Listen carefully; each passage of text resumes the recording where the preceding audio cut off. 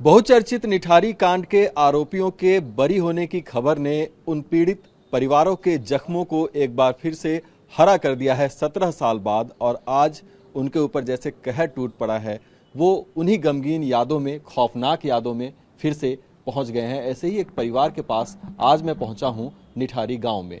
निठारी गांव में आप देख सकते हैं कि रामकिशन जी हमारे साथ हैं और यादें किस तरह से ताज़ा हो रही हैं। हालांकि ये अच्छी यादें नहीं हैं, दुख भरी यादें हैं, दर्द भरी यादें हैं, लेकिन आप देख सकते हैं किस तरह से इन्होंने इसको सहेज कर रखा है। एक एक अखबार की कटिंग और तमाम वो कागजात, डॉक्यूमेंट्स जो उस समय इन्हें मिले थे। पीड़ित परिवारों में से एक हैं, 4.5 साल का इनका बच्चा था जो कि अचानक गायब हुआ और उसके बाद जानकारी मिली कि वो दुनिया में नहीं है। और जिस तरह से ये घटना सामने आई उसके बाद ये कभी संभल नहीं सके। अभी बातचीत करेंगे। ये तमाम कागजात आपने रखे हुए हैं, क्या सोचकर आपने इनको जमा रखा है अभी तक? बस यही सोच के रखा होता कभी किसी अखबार की ज़रूरत पड़ जाए, कोई केस में कुछ खुलासा हो तो मैं अखबार दिखाऊं। आज 15-15 साल, 16-16 साल पुराने मेरे पास अखबार है, लेकिन जो है अब इन अखबारों का मुझे लगता है कोई फ़ायदा नहीं है। दोनों मोलिंदर सिंह और कोहली, कोर्ट ने जो है उनको बरी कर दिया। गरीब आदमी, लाचार माँ बाप की कमर पे लठ मार दिया। ये क्या अखबार है, जरा हमें खोल के अगर आप दिखा सकें। कब कब के अखबार हैं? तारीख अगर हम देखें इसमें तो 2007 भी हमें दिखाई दे रहा है साल। और अलग अलग अखबार हैं जो कि नोएडा या फिर दिल्ली एनसीआर से प्रकाशित होते हैं। राष्ट्रीय की भी कटिंग यहाँ पर दिखाई दे रही है।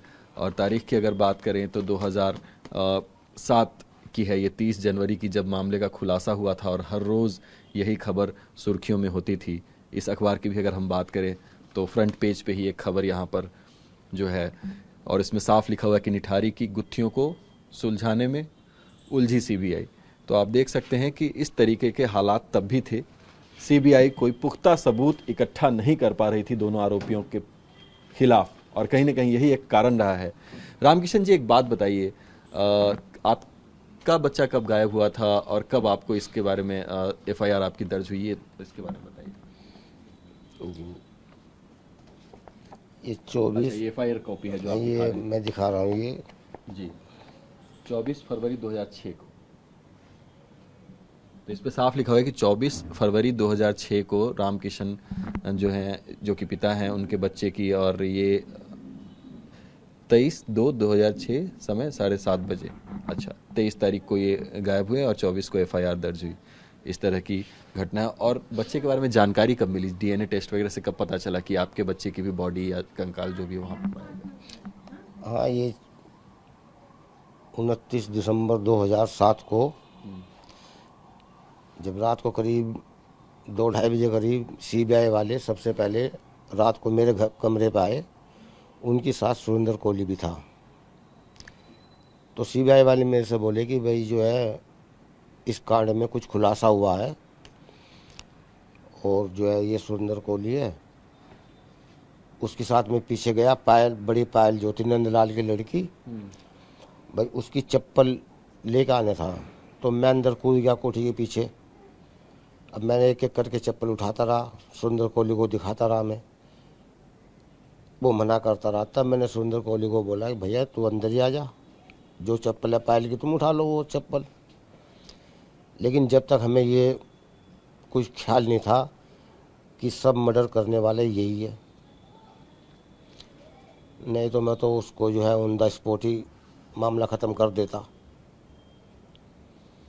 उसके बाद वो चप्पल मिल गया उनको पायल की, सीबीआई वाले चले गए। तब मैं बाउंड्री को कूद के चढ़ रहा था तो मैंने देखा मोबाइल के लाइट से कि वहाँ पे और चप्पलें पड़ी हैं। तब मैंने मोबाइल की लाइट को अपने जला कर देखा तो वहाँ बहुत चप्पलें, कपड़े बच्चों के ये सब पड़े थे वहाँ पे। तब मेरे को कुछ शक हुआ। तब फिर मैंने जो है अपने विक्टिम जो है अशोक पप्पू को मैंने रात को ही कॉल करके बुलाया। हमने सुबह 4:30 बजे वहाँ पे खुदाई चालू कर दिया खुद से? खुद। हमने किसी को नहीं बताया। घर के पिछले हिस्से में? हाँ, निथारी D5 के पीछे वाले हिस्से में हमने किसी को नहीं बताया। तब हमने खोदा चालू किया तो हमें पहले ही खोद में ही एक खोपड़ी नजर आई। हमने उसको निकाला है खोपड़ी को। तब हमने खोपड़ी निकालने के बाद सबसे पहला कॉल हमने किया मीडिया के आलोक त्रिवेदी को। उसके बाद जो है खबर फैल गई, पुलिस को पता चली गई। हमने जो है 18 कंकाल हमने अपने हाथों से निकाले। उसके बाद पुलिस आ गई। पुलिस जो है उन कंकालों को लेके एविडेंस जो भी था वहाँ पे, चप्पल जूते जो भी कुछ था वो लेके सेक्टर 49 के थाने में चले गए। उसके बाद नाले की छानबीन हुई। हजारों कंकाल उसमें से मिले। एक बात बताइए कि जो ये आप लोगों ने जो कंकाल निकाले, क्या ये उनके घर की बाउंड्री और ये जो पानी टंकी की बाउंड्री उसके बीच वाले हिस्से में था या उनके घर के प्रेमाइसेस में था?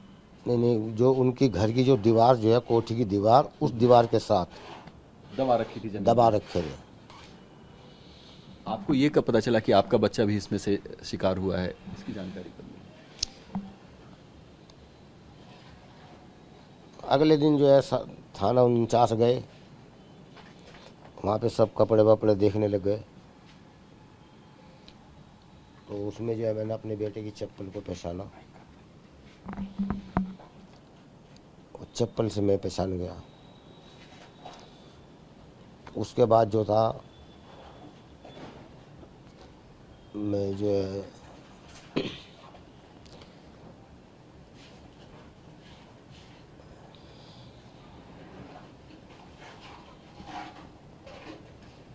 सत्रह साल आरोपी जेल में रहे, आपको लगता है कि इंसाफ पूरा हुआ या फिर फांसी की सजा ही इंसाफ होनी चाहिए थी?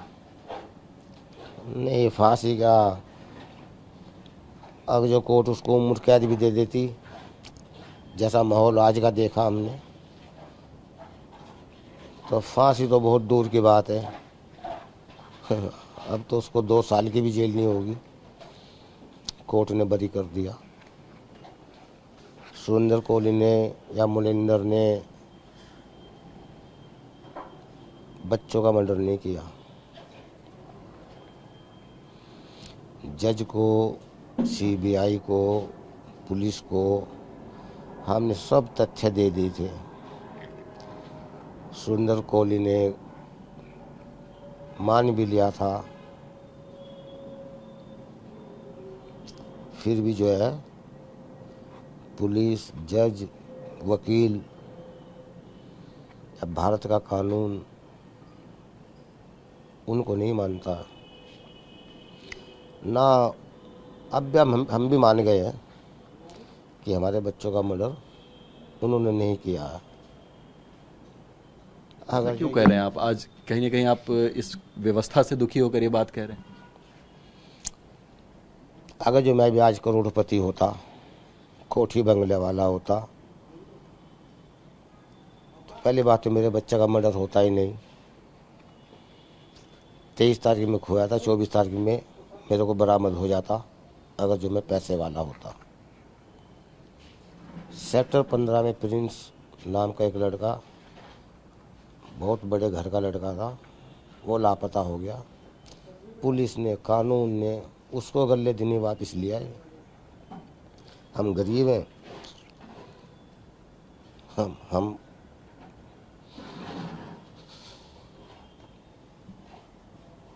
आपको लगता है कि आप गरीब तबके से हैं इसीलिए कहीं ना कहीं आपको इंसाफ नहीं मिला? ये और कुछ नहीं है। गरीब होने की सजा मिल रही है।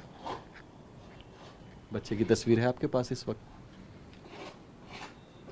हाँ है, लेकिन ना तो मैं दिखाना पसंद करूँगा और ना मैं देखना पसंद करूँगा। लेकिन याद तो आती होगी आपको? इसी वजह से ना दिखाता हूँ फोटो को, ना मैं देखता हूँ। तो आप देख सकते हैं कि अपना दर्द बयान करते करते रामकिशन जी भावुक भी हो जाते हैं। इनका कहना है कि न उस घटना को याद करना चाहते हैं, न तस्वीर सामने दिखाना चाहते हैं, और व्यवस्था में दोष की वजह से दुखी जरूर हैं। इनका कहना है कि यदि ये भी बंगले गाड़ियों वाले होते, पैसे वाले होते, तो शायद इनका बच्चा 23 तारीख को गायब होने के बाद 24 तारीख को ही मिल जाता। लेकिन इनकी आर्थिक स्थिति कहीं ना कहीं आड़े आ रही है इंसाफ को पाने में, क्योंकि अब न इनके अंदर वो क्षमता है, न वो ताकत बची है कि वो आगे की लड़ाई लड़ सके। क्योंकि जब हाईकोर्ट ने ही बरी कर दिया तो ये भी अब कह रहे हैं कि इस व्यवस्था में यही मान लेना ठीक होगा कि उन दोनों ने कोई हत्या की ही नहीं। TV9 भारतवर्ष के लिए अशोक के साथ नोएडा निठारी से मैं अभिजीत ठाकुर।